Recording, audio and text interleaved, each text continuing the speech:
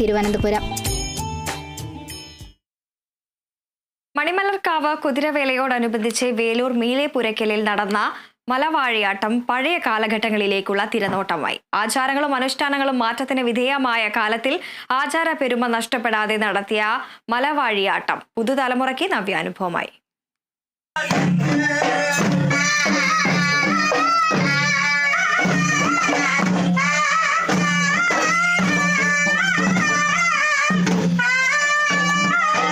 ഭഗവാന്റെ മക്കളായ മലവാഴിയുടെയും കല്ലാടി മുത്തപ്പന്റെയും കഥയാണ് മലവാഴിയാട്ടത്തിലൂടെ അവതരിപ്പിക്കപ്പെടുന്നത്.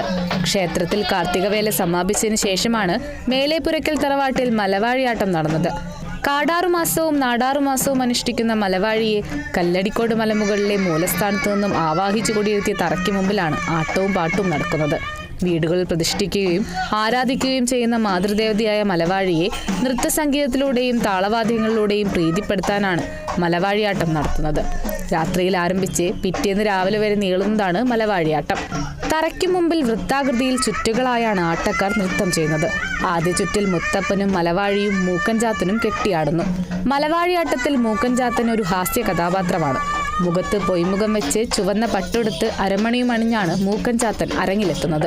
പ്രേക്ഷകരെ പാട്ടുകൾ പാടി രസിപ്പിക്കുകയും സാമൂഹിക വിമർശനത്തിന് പാത്രമായ വിഷയങ്ങൾ സദസ്യരെ ഹാസ്യരൂപത്തിൽ ഓർമ്മിപ്പിക്കുകയും ചെയ്യുന്നതാണ് മൂക്കൻചാത്തന്റെ പ്രധാന ജോലി.